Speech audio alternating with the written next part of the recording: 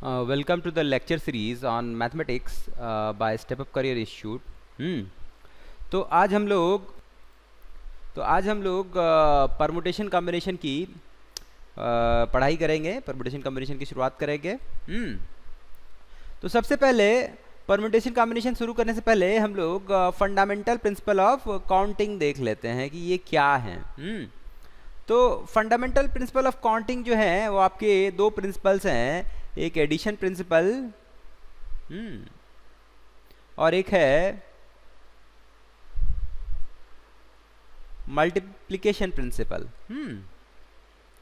तो ये दो प्रिंसिपल्स हैं जो आपको समझने हैं।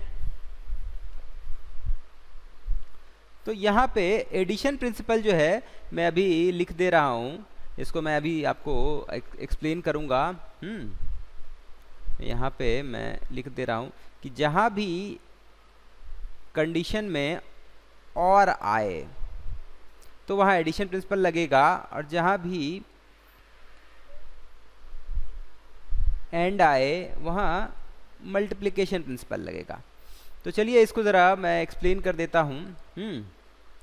सपोज़ आपको सिटी ए है, सिटी ए से बी जाना है। तो आप कैसे कैसे जा सकते हैं? तो अभी आपके पास ऑप्शंस हैं सिटी ए से बी जाने के लिए। एक ऑप्शन है आपको ट्रेन का, कि आप ट्रेन से जा सकते हैं। अब एक ऑप्शन है आपको बस का, कि आप बस से भी जा सकते हैं। एक ऑप्शन है आपको कि आप प्लेन से भी जा सकते हैं।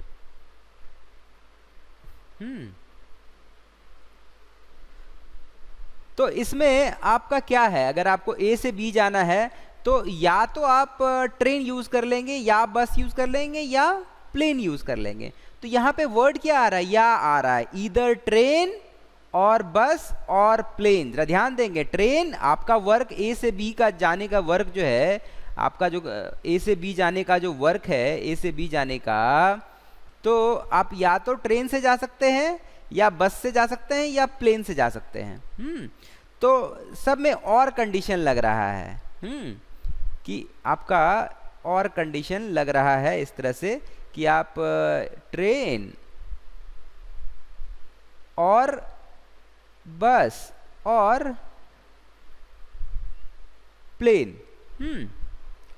तो आपका काम जो है, आपका ए से बी जाने का जो वर्क है, वो आपका ये तीन ऑप्शंस हैं आपके पास, और सब में बीच में और लगा हुआ है। और लगा हुआ है। तो और ट्रेन से जाना, बस से जाना और प्लेन से जाना, ये तीनों इवेंट्स आपस में इंडिपेंडेंट हैं। ये तीनों में कोई डिपेंडेंस है नहीं। तो आपका ए से बी जाना जो है वो आप या तो ट्रेन, तो कितने वेज हो जाएंगे? 3 वेज हो जाएंगे। कैसे कैसे? एक रास्ता आपका ट्रेन का, एक रास्ता आपका बस का, एक रास्ता आपका प्लेन का। तो ये बीच में प्लस हो रहा है। तो और के लिए आपका प्लस होगा फंडामेंटल, इसीलिए ये एडिशन प्रिंसिपल में है कि आपका ऐड हो गया। तो यहाँ पे और कंडीशन में जहाँ जहाँ और है वहाँ प्लस हो गया, प्लस होकर के 3 आ गया। अब मैं इसको आपको एक्सप्लेन करता हूँ। मैं इसको शॉर्ट में आपको बताता हूँ कि सपोज कोई वर्क है, कोई काम है, कोई वर्क है W, और ये तब पूरा हो जाएगा, या तो मतलब आपका ऐसा हो जाए, या तो आपका W1 हो जाए तो भी ये वर्क पूरा हो जाएगा, या और W2 हो जाए तो भी आपका ये काम पूरा हो जाएगा। जैसे इस केस में हुआ, आप ट्रेन से गए तो भी आपका काम पूरा हो गया ए से बी जाने का, बस से गए तो भी पूरा हो गया, प्लेन से गए तो भी पूरा हो गया। तो इस केस में 3 थे। तो सब चलिए मैं तीन बना ही लेता हूँ, यहाँ भी 3 कर देता हूँ, W3। ठीक है। तो number of ways of doing work W, number of ways of जिसमें आपके वर्क W हो जाए, तो वो आपका number of ways of doing work W1 plus number of ways of doing work W2 plus number of ways of doing work W3, इस तरह से हो जाएगा। तो total number of ways of doing the work जो है वो इस तरह से एडिशन प्रिंसिपल से आ जाएगा। ये आपका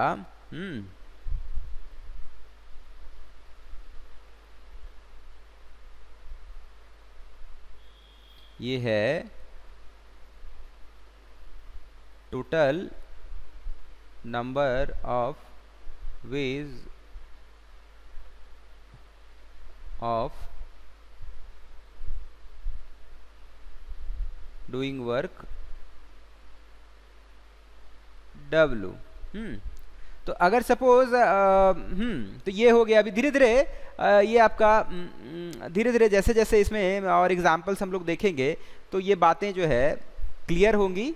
बस आपको ध्यान इन बातों पे देना है कि जहाँ भी यूनियन आए आपका कंडीशन में यूनियन आए या और आए, इन चीज़ों पे ध्यान देना है। और यूनियन प्लस और यूनियन हो तो उसके लिए आपको प्लस करना है, और या यूनियन हो तो इन दोनों के लिए प्लस करना है, एडिशन प्रिंसिपल लगाना है। Addition principle. अब चलिए हम लोग जरा मल्टीप्लिकेशन प्रिंसिपल भी समझ लेते हैं, उसके बाद इनके एग्जाम्पल्स करेंगे तो हमारा कॉन्सेप्ट और क्लियर होगा।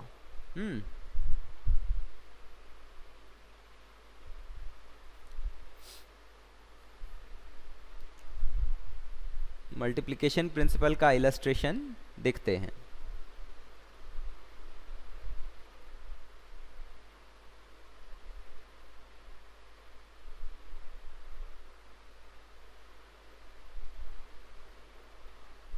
कि सपोज आपको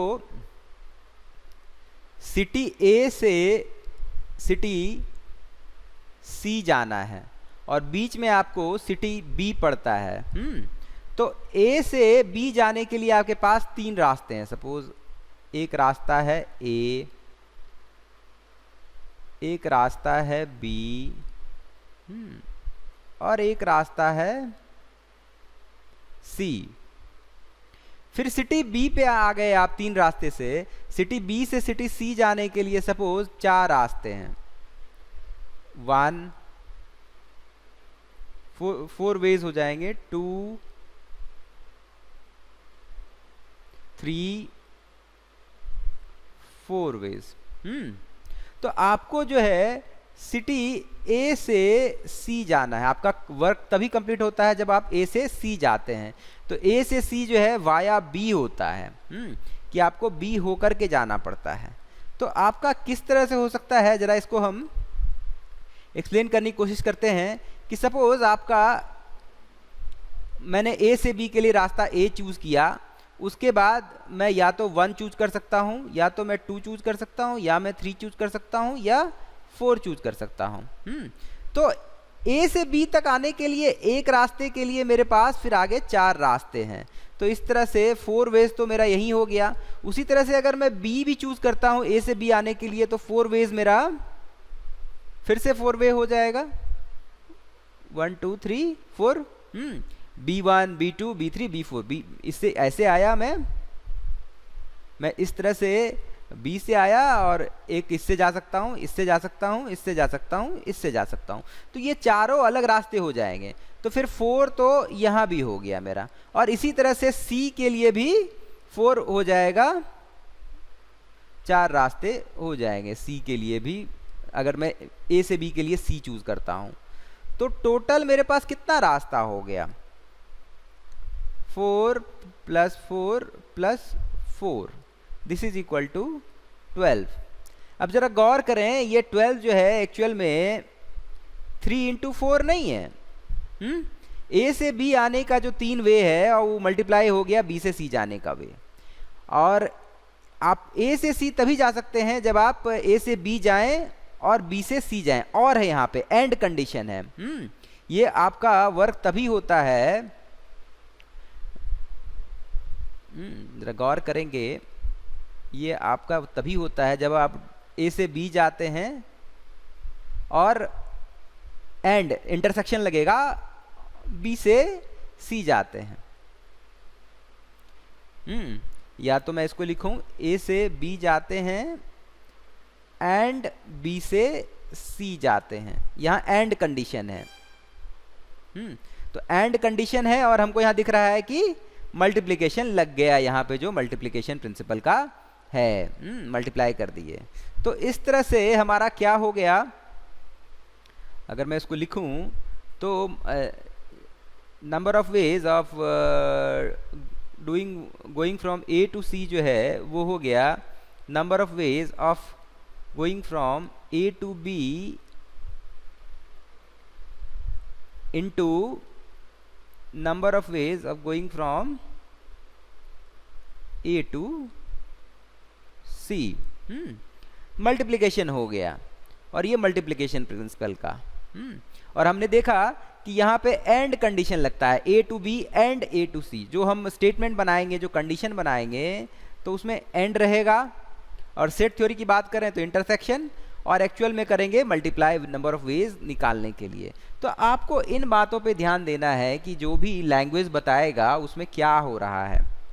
जैसे इस केस में था कि आप ए से सी तभी जा पाते हैं जब आप पहले ए से बी जाते हैं और बी से सी जाते हैं, और है एंड कंडीशन है। तो एंड कंडीशन है इसीलिए मल्टीप्लाई लग गया। तो आपको इन बातों पे ध्यान देना है, और जैसे ही आपका एंड कंडीशन लगेगा या इंटरसेक्शन होगा तो उसके लिए आपको मल्टीप्लिकेशन प्रिंसिपल लगेगा। इस तरह से हमने काउंटिंग कर ली है। अब ज़रा हम लोग आगे कुछ और एग्जांपल्स करते हैं जिससे और ये हमारा ये दोनों प्रिंसिपल जो काउंटिंग के प्रिंसिपल है हमारा, ये इसका अंडरस्टैंडिंग हमारा और क्लियर होगा।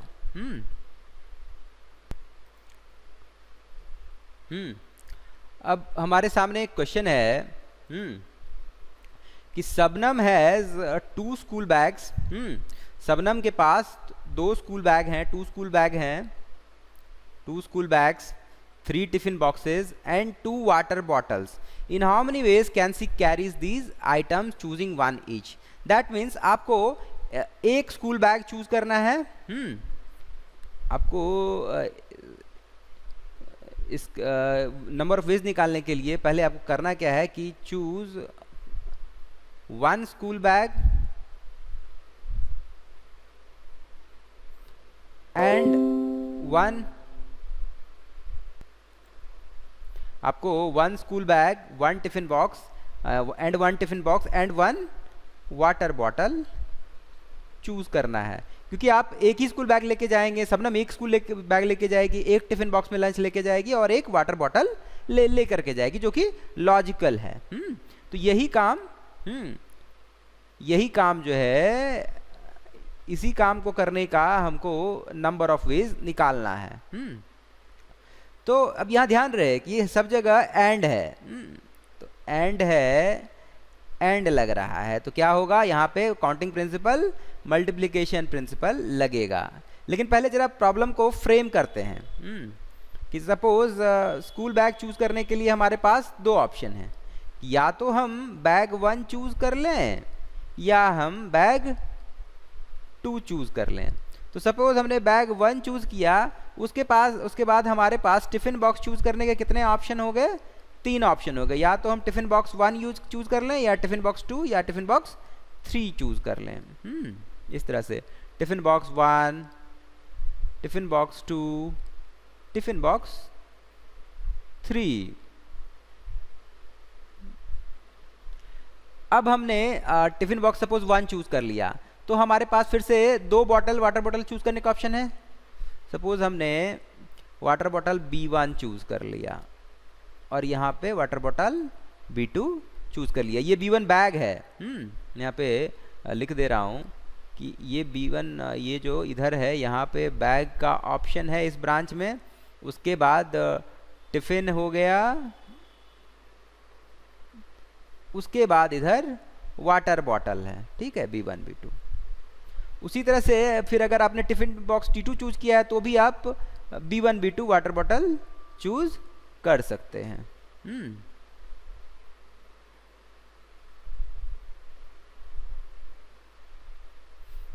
T3 भी चूज किया है तो भी आप B1 B2 water bottle choose कर सकते हैं।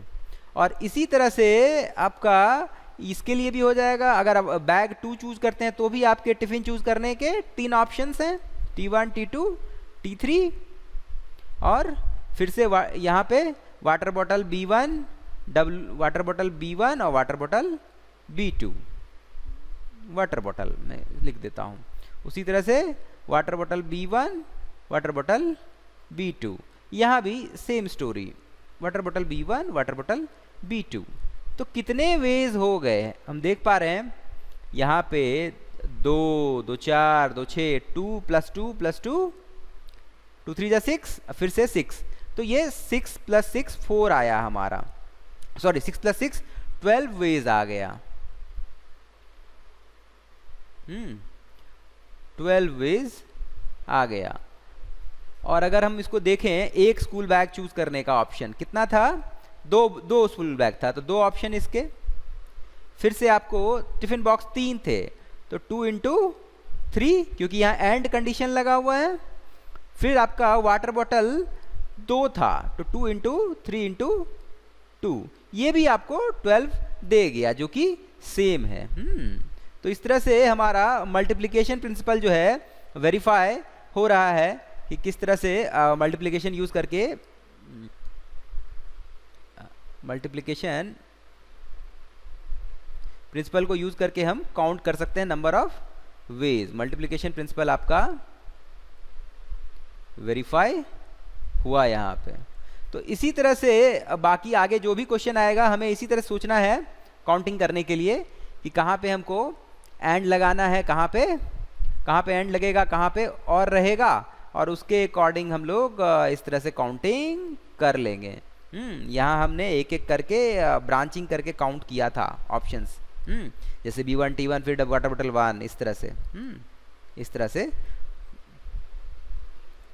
तो इससे मैं समझ रहा हूँ कि मल्टीप्लिकेशन प्रिंसिपल आप समझ पा रहे हैं कि हमने क्या किया कि यहाँ पे वाटर बॉटल चूज करने, बैग चूज करने के 2 ऑप्शन, फिर उसके बाद टिफिन चूज करने के 3 ऑप्शन, फिर उसके बाद वाटर बॉटल चूज करने के 2 ऑप्शन, और सब में कंडीशन एंड था। हमारा वर्क तभी कभी कंप्लीट होता था, हमारा जो वर्क है एक स्कूल बैग और एक टिफिन बॉक्स और एक वाटर बॉटल चूज करना, ये तभी कंप्लीट हो रहा था जब हमने तीनों काम कर लिया। तो इसलिए बीच में एंड लग गया, और इसको मल्टीप्लाई करके ये आपका इक्वल हो गया 12, जो कि हमने ऐसे भी देखा था।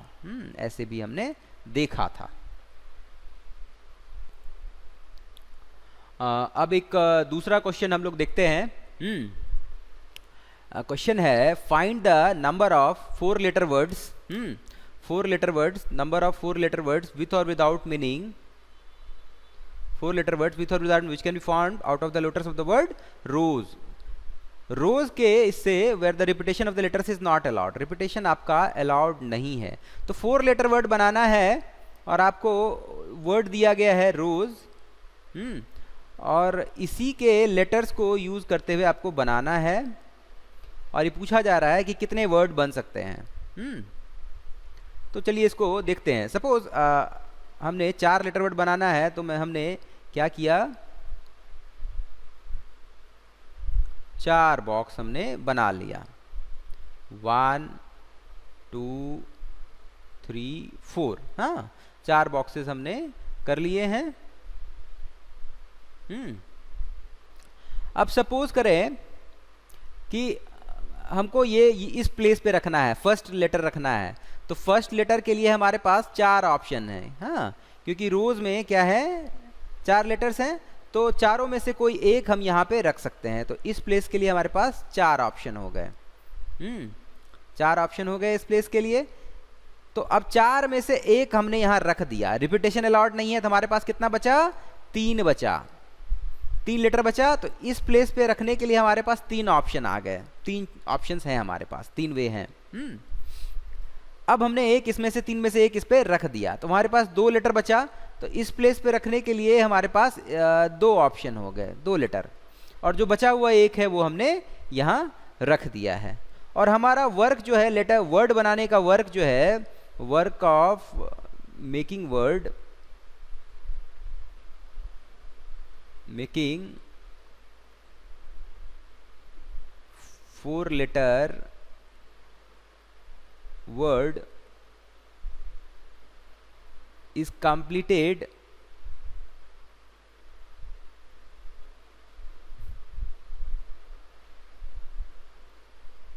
only when all the places, all the 4 places, जो 4 प्लेस हैं, all the 4 places और बॉक्स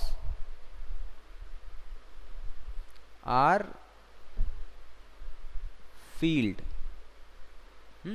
जब ये चारों प्लेस हमारे भर जाते हैं तभी होता है। तो यहाँ पे क्या है, एंड कंडीशन है कि फर्स्ट प्लेस भरा, फिर से फर्स्ट प्लेस फिल किए, सेकंड प्लेस फिल किए, एंड थर्ड प्लेस फिल किए, एंड फोर्थ प्लेस फिल किए। तो ये चारों बॉक्सेस फिल किए, इसमें एंड कंडीशन लग रहा है, तो नंबर ऑफ वेज जो है हो जाएगा, नंबर ऑफ वेज जो है इसमें मल्टीप्लिकेशन प्रिंसिपल लग जाएगा, 4 इंटू 3 इंटू 2 इंटू 1। तो आपके 12 वेज हो गए। दैट मीन्स आपको 12 वर्ड्स बन जाएगा विथ और विदाउट मीनिंग। विथ और विदाउट मीनिंग 12 वर्ड्स आपका बन जाएगा using the letters of the word rose. तो इस तरह से हमने देखा कि कैसे मल्टीप्लिकेशन प्रिंसिपल यूज करके हम नंबर ऑफ लेटर्स जो है निकाल पा रहे हैं। अब आगे बढ़ते हैं, कुछ और एग्जांपल्स करते हैं। अब यहाँ पे हमारे पास क्वेश्चन है, how many 2 digit even numbers, 2 digit के इवन नंबर्स हमको बनाने हैं, इवन नंबर्स, ठीक है। Can be form from the digits 1 2 3 4 5 if the digits can be repeated. तो जरा इसको करते हैं। 2 डिजिट का नंबर बनाना है, तो हमने सपोज 2 बॉक्सेस बना लिए। 2 डिजिट के नंबर के लिए 2 बॉक्सेस हमने बनाए, और हमें क्या कहा जा रहा है, इवन नंबर। इस बात पे ध्यान देना है कि हमें इवन नंबर निकालने हैं। तो इवन नंबर के लिए जो सेकंड डिजिट है, यहाँ के लिए आपको क्या क्या आप रख सकते हैं 1 2 3 4 5 में से, केवल आप 2 और 4 रख सकते हैं। दो ही ऑप्शन है आपको यहाँ के लिए। तो यहाँ के लिए आपके पास 2 ही ऑप्शन है, 2 या 4 रखेंगे तभी इवन होगा। तो यूनिट्स प्लेस पे के लिए हमारे पास 2 ऑप्शन है। अब टेंस प्लेस के लिए हमारे पास कितने ऑप्शन है, क्या कहा जा रहा है, डिजिट्स कैन बी रिपीटेड। तो डिजिट को रिपीट किया जा सकता है। तो जो आपने यहाँ रखा है, सपोज 2 रखा है तो 2 को आप यहाँ भी रख सकते हैं, 4 रखा है तो 4 को आप यहाँ भी रख सकते हैं। तो टोटल हमारे पास यहाँ के लिए ऑप्शन कितने हो जाएंगे, क्योंकि टोटल डिजिट्स हैं 5, तो यहाँ के लिए हमारे पास 5 ऑप्शंस हो जाएंगे, क्योंकि रिपीटेशन अलाउड है। तो डिजिट में रिपीटेशन अलाउड है, तो कितने नंबर्स बन जाएंगे, इवन नंबर्स। हाँ, आपका वर्क जो है तभी कंप्लीट होता है जब आप यूनिट्स प्लेस भी भर लेते हैं एंड टेंस प्लेस भी भर लेते हैं। तो कंडीशन क्या है यहाँ पे, आपका एंड लग रहा है, एंड लग रहा है, तो that means multiplication principle, multiplication principle लगेगा।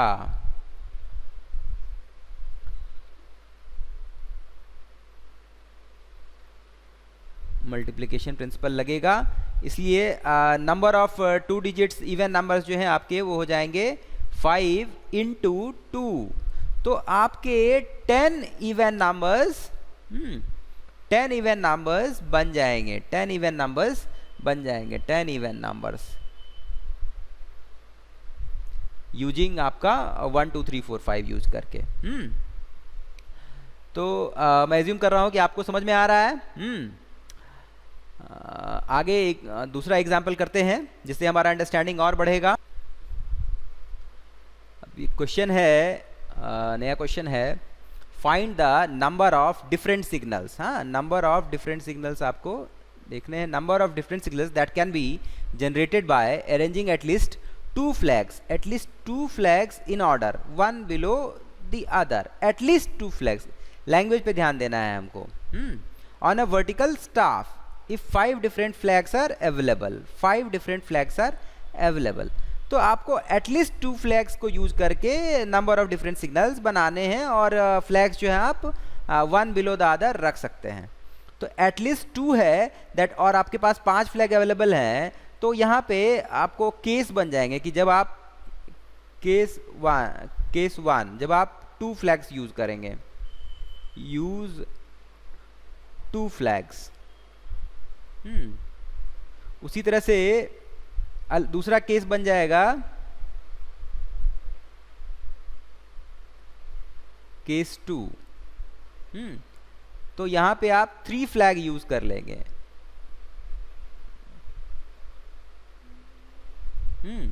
फिर आपका नया केस जो है केस 3, आप 4 फ्लैग्स यूज करेंगे। 4 फ्लैग्स यूज करके सिग्नल जनरेट करेंगे और देखेंगे कितने सिग्नल जनरेट कर पाते हैं।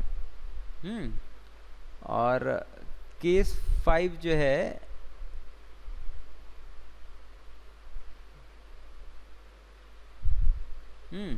आप 5 फ्लैग्स यूज करेंगे। तो इस तरह से हमारा हम देख पा रहे हैं कि हमारा केस बन गया। क्योंकि हमें दिया हुआ था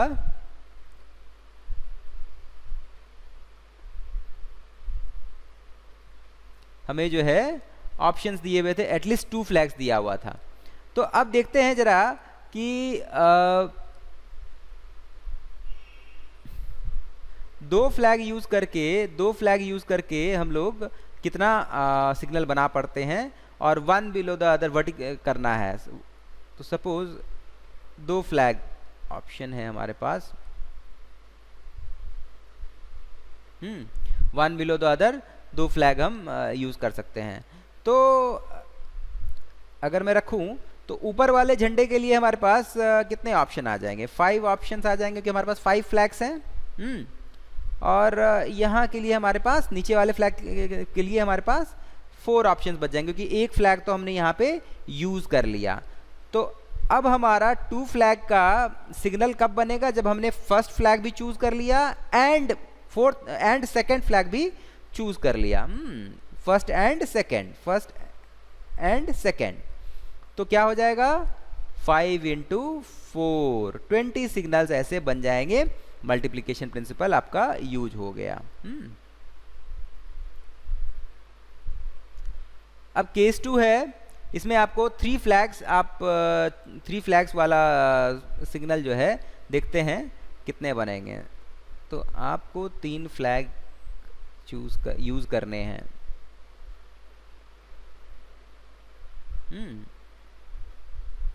एक और बना लेते हैं 3 फ्लैग 1, फ्लैग 2, फ्लैग 3।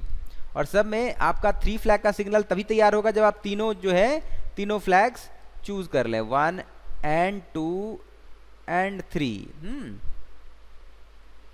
ये सब में आपका एंड कंडीशन लगेगा क्योंकि तीनों आपको करने ही करने हैं। तो अब आपके पास फर्स्ट फ्लैग चूज करने कितने ऑप्शन हैं? 5 ऑप्शन, क्योंकि आपके पास 5 फ्लैग हैं। सेकंड के लिए आपके पास 4 ऑप्शन, क्योंकि एक तो आपने फर्स्ट में यूज कर लिया। फिर थर्ड के लिए आपके पास 3 ऑप्शंस, क्योंकि 2 तो इधर यूज हो गए, 4 में से 1 बचा 3। तो कितने सिग्नल्स हो गए? 5 × 4 × 3, जो कि आपका 60 हो गया। तो 60 सिग्नल्स, 3 फ्लैग यूज करके 60 सिग्नल्स आप जनरेट कर सकते हैं। अब 4 फ्लैग वाला केस देखते हैं कि अगर हम एक साथ 4 फ्लैग यूज करते हैं तो कितने सिग्नल्स बन सकते हैं। Flag 1, flag 2, flag 3, flag 4। यहाँ पे भी फर्स्ट प्लेस के ये फर्स्ट फ्लैग के लिए हमारे पास 5 ऑप्शन हैं। सेकंड के लिए हमारे पास 4 ऑप्शन बचेंगे, थर्ड के लिए 3 बचेंगे और फोर्थ के लिए 2 बचेंगे। और हमारा सिग्नल कंप्लीट तभी होगा जब ये हमारा वर्क कंप्लीट तभी होगा जब हम ये चारों फ्लैग 1 and 2 and 3 and 4 चारों चूज कर लें, तो मल्टीप्लिकेशन प्रिंसिपल लग जाएगा। 5 × 4 × 3 × 2, जो कि आ जाएगा 120। 120 सिग्नल जो है बन जाएंगे 4 फ्लैग यूज करके। अब एक साथ 5 फ्लैग यूज कर लेते हैं।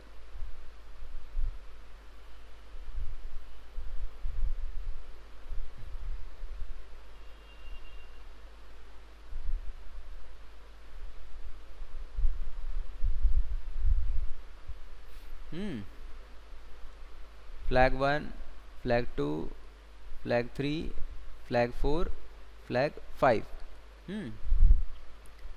तो उसी तरह से फर्स्ट फ्लैग के लिए हमारे पास 5 ऑप्शन, क्योंकि 5 फ्लैग्स हैं हमारे पास। सेकंड के लिए 4 ऑप्शन, 3, 2 ऑप्शन, 1 बचा जो यहाँ पर डाल देंगे। तो कितने सिग्नल्स बन गए, और आपका हमारा वर्क कब कंप्लीट होता है, जब पांचों हम चूज कर लें। तो यहाँ हम भी मल्टीप्लिकेशन प्रिंसिपल, कितने तरह के सिग्नल बन जाएंगे, 5 × 4 × 3 × 2 × 1, ये भी आपका 120 सिग्नल्स बन जाएंगे। तो टोटल सिग्नल्स जो है हमारा, टोटल सिग्नल्स इस लैंग्वेज को देखें, इस लैंग्वेज के हिसाब से, क्वेश्चन के हिसाब से,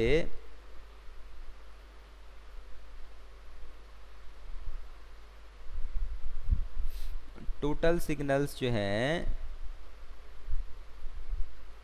कितने हो जाएंगे। अगर 2 फ्लैग यूज किया है तो 20 सिग्नल आए थे, 20। 3 फ्लैग यूज किया तो 60 सिग्नल आए थे।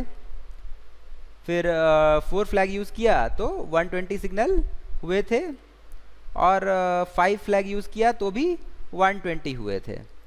तो टोटल सिग्नल्स जो हैं, नंबर ऑफ डिफरेंट सिग्नल्स जो जनरेट हो सकते हैं, वो कितने हो गए, 20 + 60 80, 80 + 120 200, 200 + 120 320।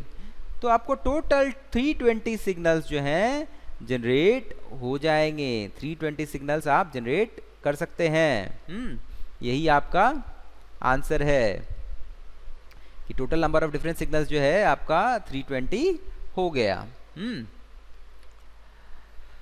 मैं एज्यूम कर रहा हूं कि आपको ये समझ में आया होगा, और ये भी समझ में आया होगा कि लैंग्वेज को पढ़ करके कैसे प्रॉब्लम को फ्रेम करना है, प्रॉब्लम को ब्रेक डाउन करना है, और किस तरह से सॉल्व करना है। कि इसमें जैसे एटलीस्ट 2 फ्लैग्स दिया हुआ था, तो इसको इस तरह से हमने ब्रेक किया कि 2 फ्लैग पहले यूज़ किए, फिर 3 फ्लैग यूज़ करके देखे कितना सिग्नल होता है, 4 फ्लैग यूज़ करके देखे कितने सिग्नल जनरेट हो सकते हैं, फिर एट अ टाइम 5 फ्लैग्स देख करके देखे कितने सिग्नल्स जनरेट हो सकते हैं।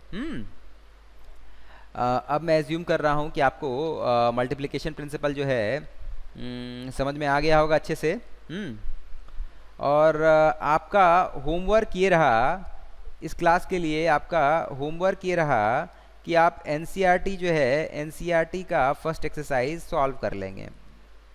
एनसीईआरटी का परमुटेशन कॉम्बिनेशन का फर्स्ट एक्सरसाइज सॉल्व कर लेंगे। इसके सारे क्वेश्चंस जो हैं आपसे बन जाएंगे। जो नहीं बनेगा वो आप पोस्ट कर सकते हैं परमुटेशन एंड कॉम्बिनेशन चैप्टर का। ये आपका होमवर्क है आज का। इसी के साथ मैं आज का लेक्चर फिनिश करता हूँ। Thank you for your patience.